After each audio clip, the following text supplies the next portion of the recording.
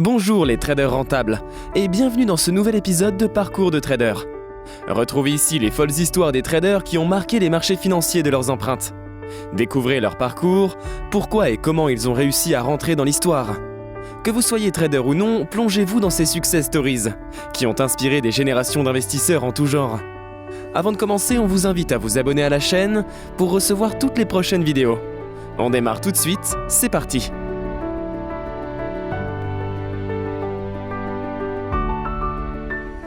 Le monde de la finance a toujours été nimbé de mystères. L'un des plus persistants concerne le Bitcoin, et notamment l'identité de son fondateur, Satoshi Nakamoto. C'est simple, ce nom n'est qu'un pseudo. Et l'on sait peu de choses sur lui, si ce n'est qu'il a disparu après la publication du livre blanc sur le Bitcoin.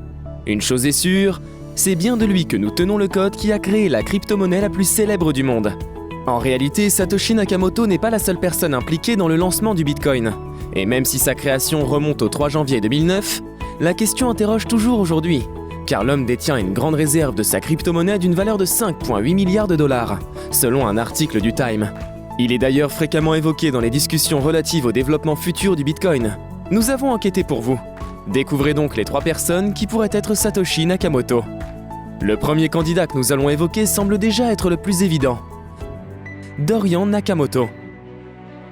Nous parlons là de la piste la plus médiatisée.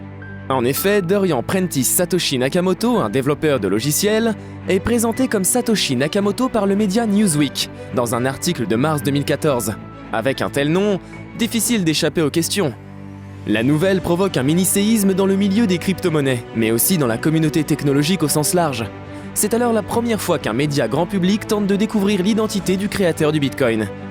Newsweek avance dans ses lignes plusieurs similitudes entre Satoshi et Dorian Nakamoto. Par exemple, les deux sont censés avoir des tendances libertaires et un lien avec le Japon. L'auteur de l'article, Lee McGrath Goodman, affirme que Nakamoto lui aurait confié qu'il n'était plus impliqué dans le Bitcoin et qu'il l'avait remis à d'autres personnes. Depuis cet article, Dorian Nakamoto ne cesse de nier cette affirmation et explique avoir mal compris la question. Mais c'est bien la méthodologie du magazine qui consterne les lecteurs de l'époque. En effet, une photo de la maison de Dorian Nakamoto est publiée dans l'article. Elle est facilement reconnaissable et plusieurs experts en sécurité affirment alors qu'il est trop simple de retrouver son emplacement exact. Mais dans le cadre d'une enquête aussi fascinante, la communauté crypto est à l'époque consternée par ce procédé. Elle soutient d'ailleurs fortement Dorian Nakamoto et met en place un fonds pour lui permettre de collecter 67 bitcoins. Une façon bien singulière pour la communauté Bitcoin de lui dire merci. Dans cette drôle de chasse à l'homme, la plupart des individus soupçonnés d'être Satoshi Nakamoto ont démenti l'information, ou sont restés silencieux. Ce n'est pas du tout le cas de notre prochain candidat. Craig Wright. Cet autre suspect potentiel est un universitaire australien, expert en génie informatique et entrepreneur. Il se présente pour la première fois au monde lors d'une conférence des investisseurs Bitcoin à Las Vegas, en 2015. Interrogé sur ses références, il énumère ses diplômes, y compris un master en statistique et 2 doctorats. Il déclare qu'il était impliqué dans le Bitcoin depuis longtemps, mais qu'il gardait la tête baissée. Il n'en fallut pas plus.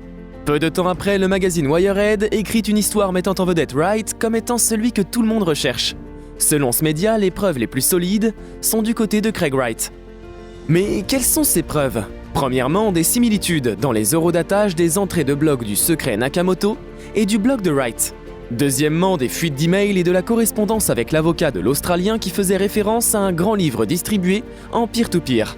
Troisièmement, en novembre 2015, Gizmodo, média spécialisé dans les nouvelles technologies, reçoit un mail anonyme d'une source affirmant non seulement que Craig Wright était bien le créateur du Bitcoin, mais aussi qu'il avait travaillé pour lui. Peu de temps après, le 9 décembre 2015, quelques heures après l'article de Wired, la police fédérale australienne fait une descente chez Craig Wright et donne encore une nouvelle dimension à cette énigme. Cependant, le principal intéressé déclare par la suite que cette descente n'avait aucun rapport avec les récents reportages des médias concernant le Bitcoin. Mais malheureusement, les preuves n'ont pas convaincu. À première vue, elles semblent solides. Mais des articles ultérieurs sont venus mettre en doute leur véracité. Les eurodatages sont par exemple remis en cause. Lentement mais sûrement, ce sont toutes les pistes autour de Craig Wright qui se sont débunkées les unes après les autres. Encore une fois, le doute profite à l'accusé.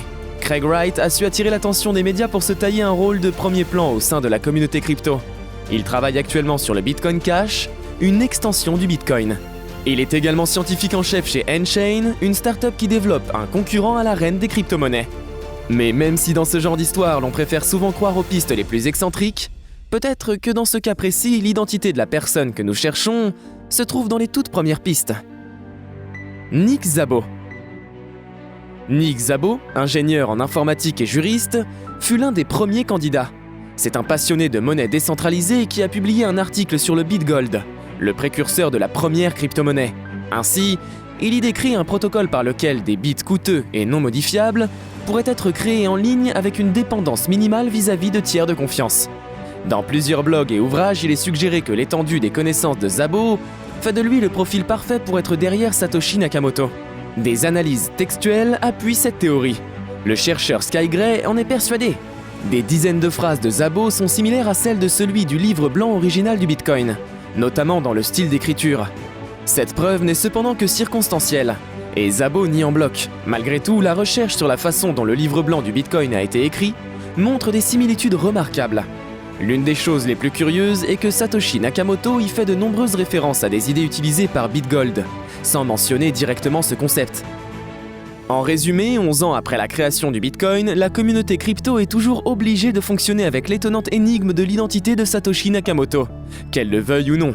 Ce mystère a peut-être même mené à consolider l'aura de cette crypto-monnaie.